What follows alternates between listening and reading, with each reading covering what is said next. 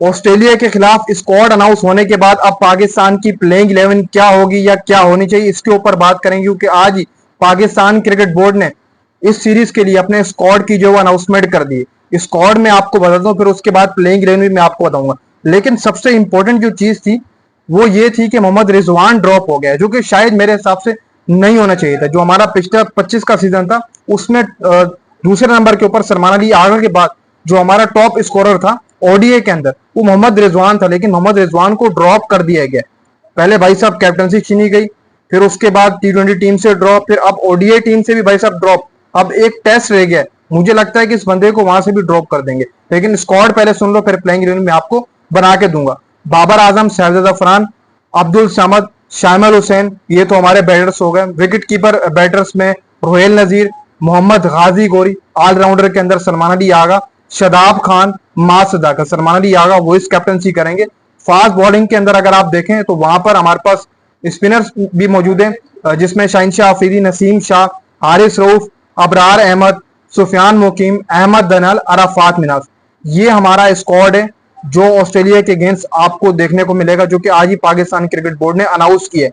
अब यहां से आप कह सकते हैं कि ओपनिंग पेयर भी आपको रद्दोबदल देखने को मिलेगा, क्योंकि ओपनिंग अभी सेट नहीं है। ना तो साइम है ना तो फकर है इस सीरीज के अंदर, क्योंकि दोनों ही इंजर्ड है। वो होते तो फिर वो आप कह सकते हैं कि ओपन ही करते। लेकिन अब जो पाकिस्तान की ओपनिंग जोड़ी बन रही है वो मैं आपको बता देता हूँ। शहजाद अफरान तो पक्का ही खेलेंगे 11 के अंदर, उनके साथ शामिल हुसैन आपको ओपनिंग करते हुए दिखाई दे सकते हैं। मां सदाकत का भी ऑप्शन है, अगर आप right hand left hand combination बनाना चाहेंगे तो शामिल को आप ड्रॉप करके मां सदाकत को आप मौका दें। लेकिन लाइकली चांसेस ये हैं कि शाहजाद अफरान उनके साथ शामिल हुसैन ओपनिंग करेंगे, क्योंकि लास्ट सीरीज के अंदर शामिल हुसैन था तो उसको लेकर ये चलेंगे।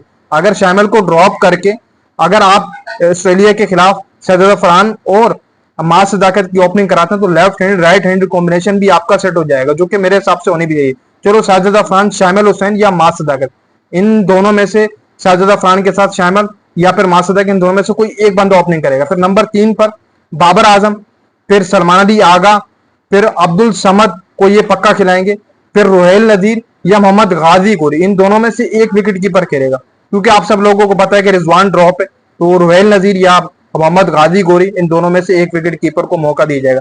लेकिन लाइकली चांसेस जो इस वक्त बताए जा रहे हैं वो ये है कि रोहेल नजीर को मौका दिया जाएगा। फिर उसके बाद शदाब खान, जो कि हमारा एक ऑलराउंडर है, उसके बाद भाई साहब शाहीन शाह अफरीदी, नसीम शाह, हारिस रूफ और अबरार अहमद या फिर सुफियान मुकीम।